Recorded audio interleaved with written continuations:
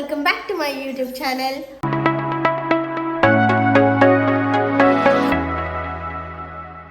ಏನಂದರೆ ಮನೇಲಿ ಏನಾದರೂ ಸ್ಪೆಷಲಾಗಿ ಟ್ರೈ ಮಾಡೋಣ ಅಂತ ಅಂದ್ಕೊಂಡ್ವಿ. ಈವ್ನಿಂಗ್ ಟೈಮು ಸ್ನ್ಯಾಕ್ಸ್ ಐಟಮ್ಸ್ ಏನಾದರೂ ಮಾಡೋಣ ಅಂತ ಅಂದ್ಕೊಂಡು ಮಾಡ್ತಾಯಿದ್ವಿ. ಅದೇ ನಾರ್ಮಲ್ ಫುಡ್ ತಿಂದು ಬೇಜಾರಾಗಿತ್ತು. ಸೊ ನಮ್ಮ ಮಮ್ಮಿಗೆ ಹೇಳ್ಬಿಟ್ಟು ಇವತ್ತು ಮೋಮೋಸ್ ಮಾಡೋಣ ಅಂತ ಟ್ರೈ ಮಾಡ್ತಾಯಿದ್ವಿ.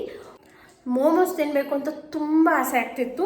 ಹೊರಗಡೆಯಿಂದ ತರೋದಕ್ಕೆ ಬೇಜಾರು ಇತ್ತು. ಸೊ ಮನೇಲೇ ಇದ್ದಿರೋ ಕೆಲವೊಂದು ಐಟಮ್ಸ್ನ ಬಳಸ್ಕೊಂಡು ಮಾಡೋಣ ಅಂತ ಅಂದ್ಕೊಂಡಿದ್ದೀವಿ. ನನ್ನ ಕೂಡ ಇದೆ, ಎಲ್ಲರೂ ಸೇರಿ ಇವತ್ತು ಮಾಡ್ತಾಯಿದ್ದೀವಿ. ಹೋಪ್ ಈ ರೆಸಿಪಿ ಚೆನ್ನಾಗಿ ಬಂದೇ ಬರುತ್ತೆ ಅಂತ ಅಂದ್ಕೊಂಡಿದ್ದೀವಿ. ಸೊ ಬನ್ನಿ ಯಾವ ಥರ ಮಾಡ್ತೀವಿ ಅಂತ ನೋಡೋಣ. ನನ್ನ ಮಗ ಮಲಗಿದ್ದಾನೆ. ಅವ್ನು ಮಲಗ್ದ ಅಂದರೆ 1-2 ಅವರ್ಸ್ ಮಲಗಿಸ್ತಾನೆ. ಮಧ್ಯೆ ಎದ್ದೇಳಲ್ಲ ಅನ್ನೋ ಕಾರಣಕ್ಕೆ 1-1.5 ಗಂಟೆ ಟೈಮಲ್ಲಿ ಮಾಡೋಣ ಅಂತ ಅಂದ್ಕೊಂಡಿದ್ದೀವಿ. ಎಷ್ಟೊತ್ತಾಗುತ್ತೆ ಅಂತ ಗೊತ್ತಿಲ್ಲ, ಇದು ಒಂದು ಸ್ವಲ್ಪ ಟೈಮ್ ತೊಗೊಳೋದ್ರಿಂದ.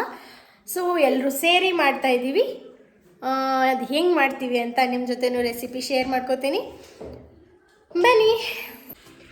ಮೊದಲು ಮೋಮೋಸ್ಗೆ ಬೇಕಾಗಿರೋದು ಹಿಟ್ಟು ಕಳಿಸ್ಕೊಳ್ಳೋಣ. ಹಿಟ್ಟು ನಾನು ಅರ್ಧ ಗೋಧಿ ಹಿಟ್ಟು ಅರ್ಧ ಮೈದಾ ಹಿಟ್ಟನ್ನ ಮಿಕ್ಸ್ ಮಾಡ್ಕೊತಾ ಇದ್ದೀನಿ. ಆ್ಯಂಡ್ ಇದಕ್ಕೆ ಸ್ವಲ್ಪ ಉಪ್ಪು ಸೇರಿಸ್ಕೊತಾ ಇದ್ದೀನಿ. ಸ್ವಲ್ಪ ಎಣ್ಣೆ ಸೇರಿಸ್ಕೊತಾ ಇದ್ದೀನಿ.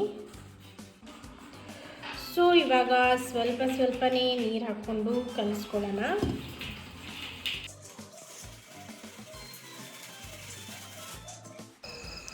ಇಲ್ಲಿ ನೋಡಿ, ಇಲ್ಲಿ ನಮ್ಮ ಮನೇಲಿ ಪುಟ್ಟ ಹುಡುಗಿ ಕೆಲಸ ಮಾಡ್ತಿದ್ರೆ ಇಲ್ಲಿಬ್ಬರು ಕೂತ್ಕೊಂಡು ಹರಟೆ ಹೊಡಿತಿದ್ದಾರೆ. ಸುಮ್ಮನೆ ತಮಾಷೆ ಮಾಡಿದೆ. ಅವರು ಕೂಡ ಕೆಲಸ ಮಾಡಿನೇ ಕೂತ್ಕೊಂಡಿದ್ರು, ನೆಕ್ಸ್ಟ್ ಕೆಲಸಕ್ಕೆ ವೆಯ್ಟ್ ಮಾಡ್ತಿದ್ರು. ಸೊ ಇವಾಗ ನಾನು ಮೋಮೋಸ್ಗೆ ಏನು ವೆಜ್ಜಸ್ ಬಳದ್ರು ಫೈನ್ಲಿ ಚಾಪ್ಡ್ ವೆಜ್ಜಸ್ ಇರಬೇಕು, ಆಯಿತಾ. ನಾನು ಇಲ್ಲಿ ಕ್ಯಾಬೇಜ್, ಒಂದು ಫುಲ್ ಕ್ಯಾಬೇಜ್ ತೊಗೊಂಡಿದ್ದೀನಿ. ಆಮೇಲೆ ಬೀನ್ಸು ಮತ್ತು ಗ್ರೀನ್ ಚಿಲ್ಲಿನ ಫೈನಾಗಿ ಚಾಪ್ ಮಾಡ್ಕೊಂಡಿದ್ದೀನಿ. ಆಮೇಲೆ ಕ್ಯಾರೆಟ್ನೂ ಕೂಡ, ಮತ್ತು ಈರುಳ್ಳಿ. ಇದಿಷ್ಟನ್ನು ನಾನು ಕಾಟನ್ ಬಟ್ಟೆಯಲ್ಲಿ ಕಂಪ್ಲೀಟಾಗಿ ನೀರನ್ನು ಸ್ಕ್ವೀಸ್ ಮಾಡಿಬಿಟ್ಟು ತೆಗೆದು ಆಲ್ಮೋಸ್ಟ್ ಡ್ರೈ ಲೆವೆಲಿಗೆ ತಂದು ಇಟ್ಕೊಂಡಿದ್ದೀನಿ. ನೀರಿನ ಅಂಶ ಇರಬಾರ್ದು ಅಷ್ಟೇ. ಆ್ಯಂಡ್ ನಾನು ಇದಕ್ಕೆ ಪೆಪ್ಪರ್ ಪೌಡರು ಮತ್ತು ಸ್ವಲ್ಪ ಚಾಟ್ ಮಸಾಲ ಬಳಸ್ಕೊತಾ ಇದ್ದೀನಿ. ಆಮೇಲೆ ಜಿಂಜರ್ ಗಾರ್ಲಿಕ್ ಪೇಸ್ಟು. ಸೊ ಇವಾಗ ಮೋಮೋಸ್ ಚಟ್ನಿನೂ ಕೂಡ ನಾನು ಇಲ್ಲೇ ಪ್ರಿಪೇರ್ ಮಾಡ್ಕೊತಾ ಇದ್ದೀನಿ. ಅದಕ್ಕೆ ನಾನು ಒಂದು 2 ಟೊಮ್ಯಾಟೋನ ಹಾಕ್ಕೊಂಡಿದ್ದೀನಿ. ಟೊಮೆಟೊ ಮೇಲೆ ಕಲೆ ಆಗಿದೆ, ಏನು ಅಂದ್ಕೋಬೇಡಿ. ಆಮೇಲೆ ಒಂದು 4-5 ಒಣಮೆಣಸಿನ್ಕಾಯಿ ಹಾಕ್ಕೊಂಡಿದ್ದೀನಿ. ಆಮೇಲೆ ಒಂದಿಷ್ಟು ಬೆಳ್ಳುಳ್ಳಿನ ಹಾಕ್ಕೊಂಡಿದ್ದೀನಿ. ಇದಿಷ್ಟು ನೀಟಾಗಿ ಕುದಿಸ್ಕೊಳ್ಳೋಣ ಇವಾಗ. ಆ್ಯಂಡ್ ನಾವು ಇನ್ನೊಂದು ಕಡೆ ಮೊದಲು ಮೋಮೋಸ್ಗೆ ಸ್ಟಫಿಂಗ್ ರೆಡಿ ಮಾಡ್ಕೊಳ್ಳೋಣ.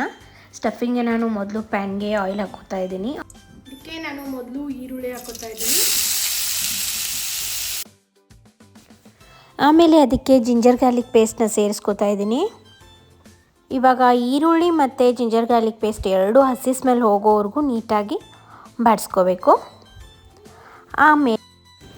ಆ್ಯಂಡ್ ನಾನು ಇದಕ್ಕೆ ತೊಗೊಂಡಿರೋವಂಥ ವೆಜ್ಜಸ್ನ ಎಲ್ಲನೂ ಸೇರಿಸ್ಕೊತಾ ಇದ್ದೀನಿ. ಮೊದಲು ಕ್ಯಾರೆಟ್ನ ಹಾಕೋತಾ ಇದ್ದೀನಿ. ಆಮೇಲೆ ಬೀನ್ಸು ಮತ್ತು ಗ್ರೀನ್ ಚಿಲ್ಲಿನ ಮಾಡ್ಕೊಂಡಿದ್ನಲ್ಲ ಅದನ್ನು ಹಾಕ್ಕೊಂಡಿದ್ದೀನಿ. ಆಮೇಲೆ ಮೇನ್ ಇಂಗ್ರೀಡಿಯೆಂಟ್ ಕ್ಯಾಬೇಜ್ನ ಹಾಕೋತಾ ಇದ್ದೀನಿ.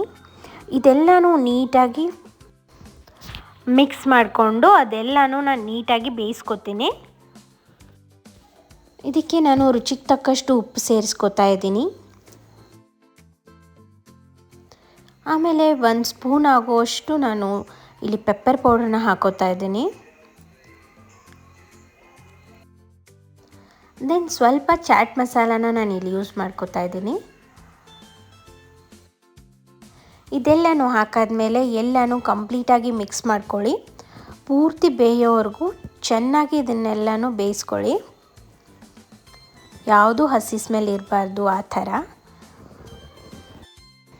ಆಮೇಲೆ ಅದಕ್ಕೆ ಒಂದು ಸ್ವಲ್ಪ ಉಪ್ಪು ಯಾಕೋ ಕಮ್ಮಿ ಇದೆ ಅಂತ ಅನ್ನಿಸ್ತು. ಅದಕ್ಕೆ ನಾನು ಸ್ವಲ್ಪ ಉಪ್ಪು ಸೇರಿಸ್ಕೊಂಡು ಮತ್ತೆ ಕೈ ಆಡಿಸ್ತಾ ಇದ್ದೀನಿ. ಇದನ್ನು ಇವಾಗ ಕಂಪ್ಲೀಟಾಗಿ ಆರೋದಕ್ಕೆ ಬಿಡಬೇಕು. ಆ್ಯಂಡ್ ನೆಕ್ಸ್ಟ್ ನಾವಿಲ್ಲಿ ಮೋಮೋಸ್ ಚಟ್ನಿ ಮಾಡ್ಕೋತಾ ಇದ್ದೀವಲ್ವ, ಅದೆಲ್ಲನೂ ಬೇಯಿಸ್ಕೊಂಡಾದ್ಮೇಲೆ ಈ ಥರ ಮಿಕ್ಸಿ ಮಾಡ್ಕೋಬೇಕು ನೀಟಾಗಿ. ಸ್ವಲ್ಪ ಉಪ್ಪು ಸೇರಿಸ್ಕೊಂಡು ನಂತರ ಅದಕ್ಕೊಂದು ಸಣ್ಣದಾಗಿ ಒಗ್ಗರಣೆಗೆ ಎಣ್ಣೆಗೆ ಅದಿಷ್ಟು ಪೇಸ್ಟ್ನ ಹಾಕ್ಕೋಬೇಕು. ಅದು ಹಾಕ್ಕೊಂಡು ನೀಟಾಗಿ ಎಲ್ಲನೂ ಮಿಕ್ಸ್ ಮಾಡ್ಕೊಳ್ಳಿ. ಆಮೇಲೆ ಅದಕ್ಕೆ ರುಚಿಗೆ ತಕ್ಕಷ್ಟು ಉಪ್ಪು, ಆಮೇಲೆ ಒಂದು ಅರ್ಧ ಸ್ಪೂನ್ ಆಗೋಷ್ಟು ಸಕ್ಕರೆ, ಮತ್ತು ನಾನು ಇದಕ್ಕೆ 1 ಸ್ಪೂನ್ ಆಗೋಷ್ಟು ವಿನೆಗರ್ನ ಸೇರಿಸ್ಕೊಂಡಿದ್ದೆ. ವಿನೆಗರ್ ಇಲ್ಲ ಅಂದರೆ ನೀವು ನಿಂಬೆಹಣ್ಣು ರಸ ಕೂಡ ಸೇರಿಸ್ಕೋಬೋದು, ನೋ ಪ್ರಾಬ್ಲಮ್. ಇದನ್ನು ಸ್ವಲ್ಪ ಹೊತ್ತು ಕುದಿಯೋದಕ್ಕೆ ಬಿಡಬೇಕು.